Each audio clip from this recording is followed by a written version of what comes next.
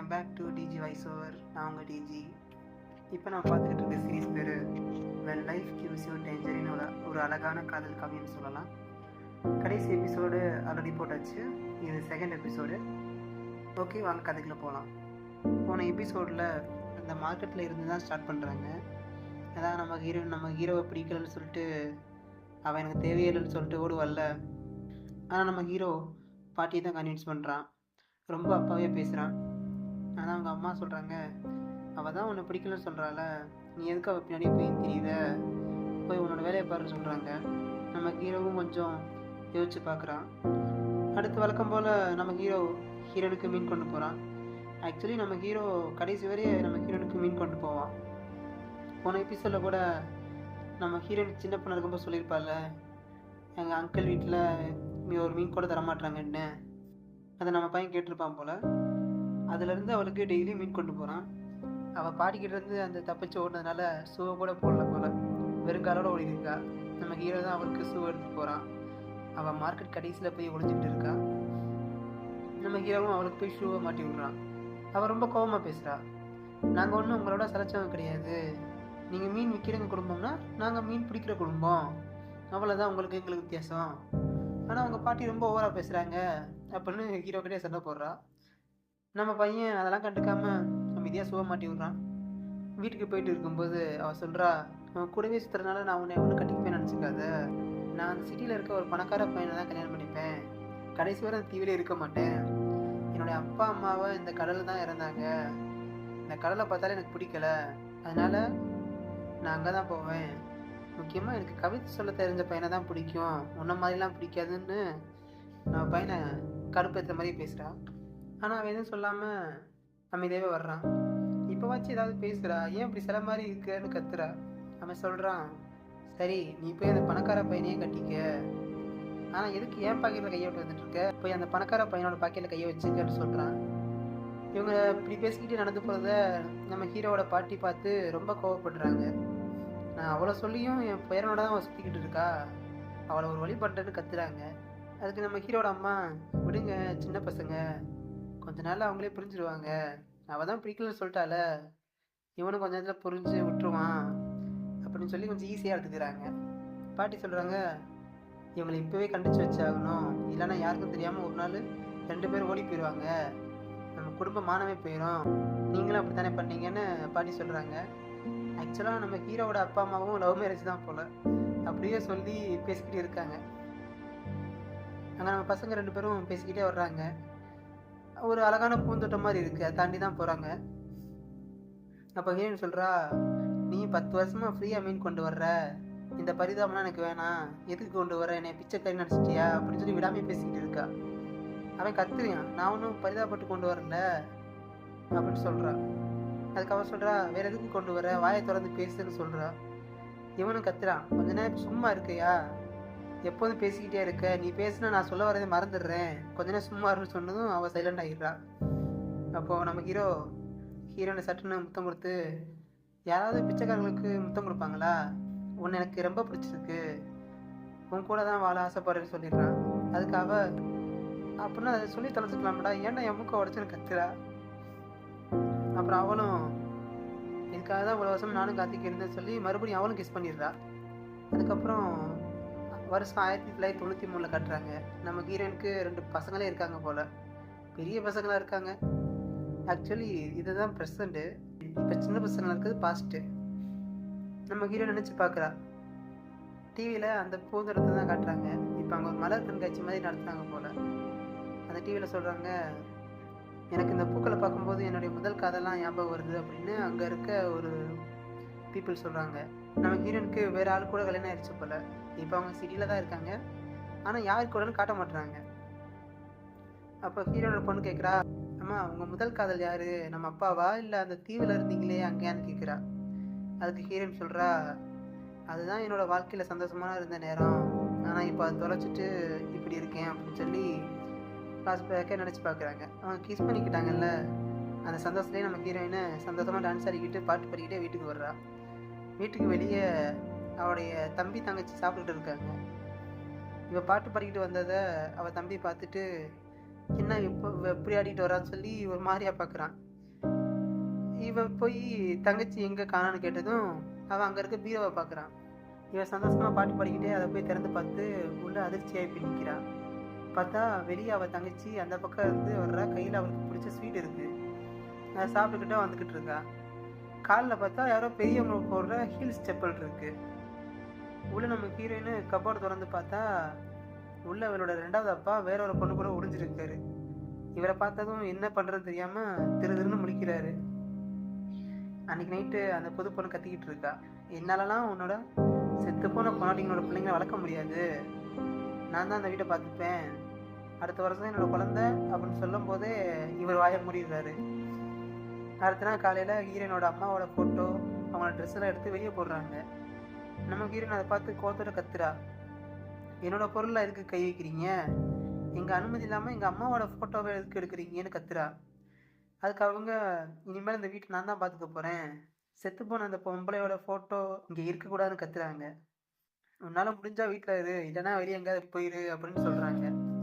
அதுக்கு நம்ம ஹீரோயின் அப்பாவை பார்த்து, என்னோட காசை கொடுங்க நான் போயிடுறேன் அப்படின்னு அவங்க அப்பாவை பார்த்து கேட்குறான். அதுக்கு அவனே 2 பிள்ளைங்களும் வளர்க்க முடியாமல் தான் இருக்கான், உனக்கு எங்கே காசு கொடுக்க போகிறான் அப்படின்னு அந்த புது பொண்ணு கேட்குறாங்க. இவங்க அப்பா பார்த்து, பசங்களை பார்த்துக்கிட்டா எனக்கு காலேஜில் படிக்க வைக்கணும்னு சொன்னீங்கல்ல, இப்போ என்ன அமைதியாக இருக்கீங்க, கொடுங்க நான் காசு கொடுங்க நான் போய் படிச்சுக்கிறேன் அப்படின்னு ரொம்ப பரிதாபமாக கேட்குறா.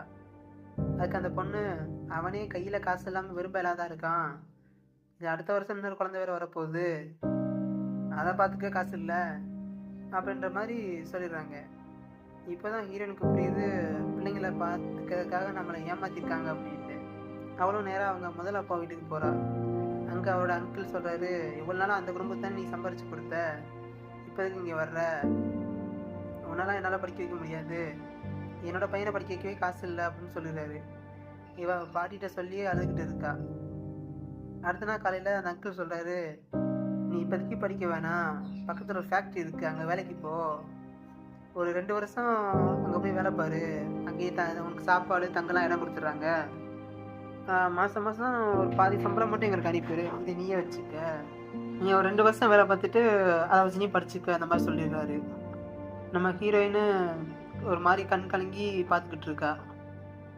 அவங்க அம்மா சொல்லியிருப்பாங்கல்ல, எல்லோரும் என்னை வேலைக்காக தான் பயன்படுத்துவாங்க, நீ அந்த மாதிரி இருக்கக்கூடாது, நீ நல்லா படித்து பெரிய பொண்ணாகணும்னு சொல்லியிருப்பாங்கல்ல, அதை இப்போ நினச்சி ரொம்ப அழுகுறா.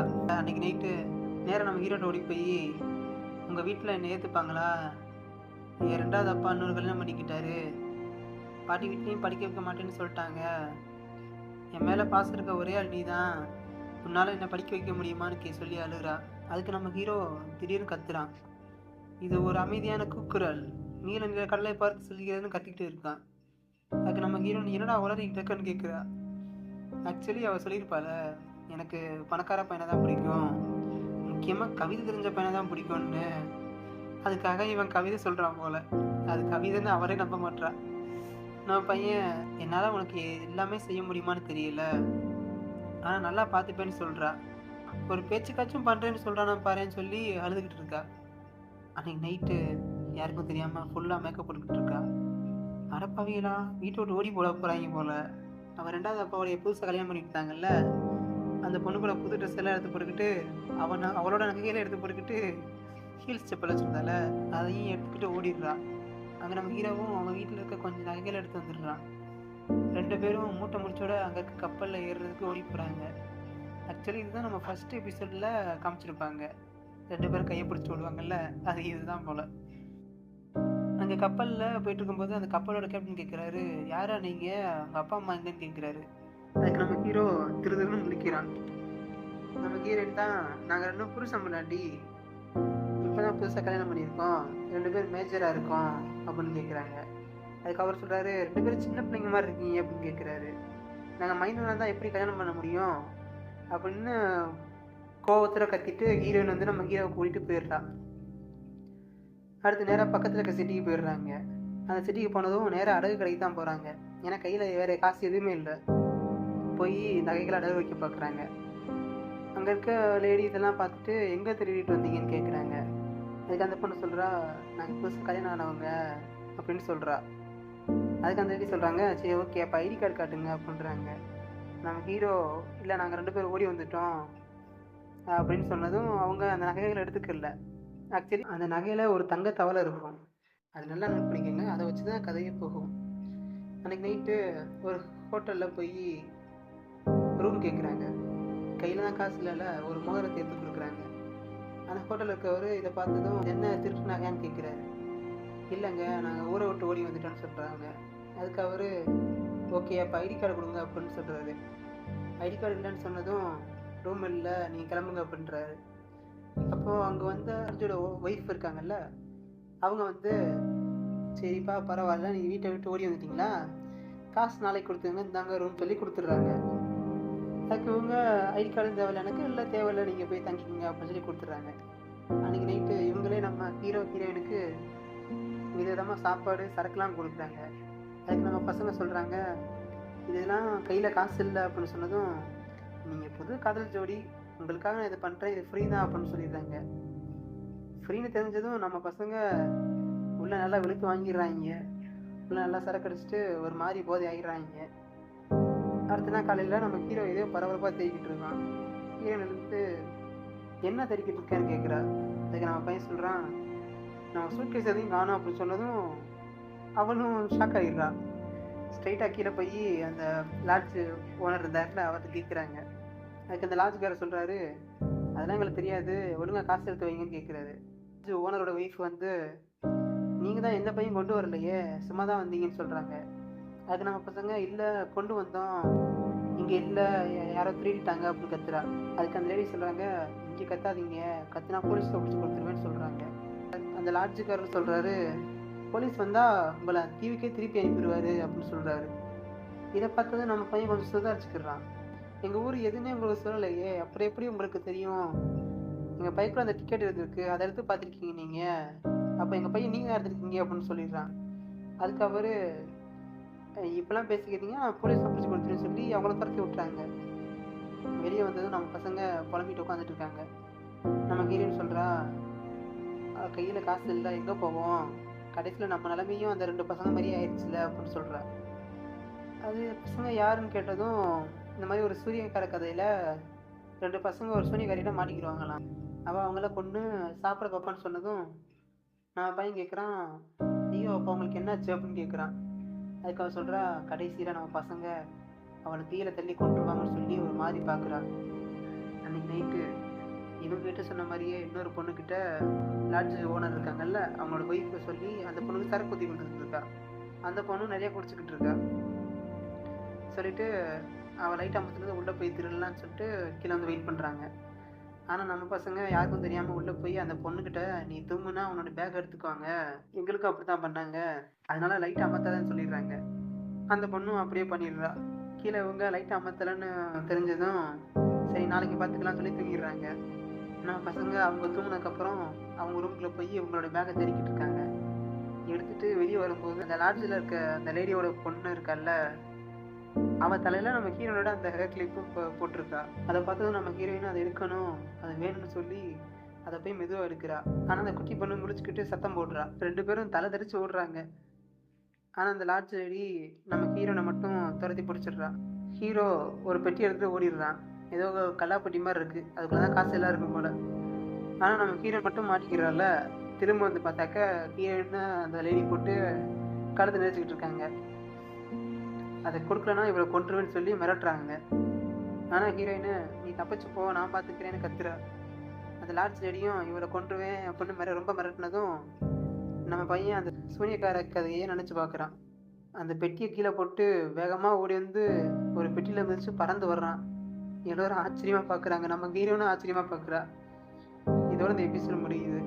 அதுக்கப்புறம் என்ன ஆகுது, அந்த நகையெல்லாம் திரும்ப வாங்கிட்டாங்களா, இல்லை நம்ம ஹீரோ அவனை அந்த கதையில் வர மாதிரி அடித்து கொண்டுறானான்னு அடுத்த எபிசோடில் பார்க்கலாம். நம்ம வீடியோ எப்படி இருந்துச்சுன்னு எல்லோரும் கமெண்ட் பண்ணிடுங்க. இந்த வீடியோ பிடிச்சா லைக் பண்ணுங்கள், அப்புறம் மறந்துடாமல் சப்ஸ்கிரைப் பண்ணிடுங்க. அப்போ தான் அடுத்த எபிசோட் பார்க்க முடியும். தேங்க்யூ, பாய்.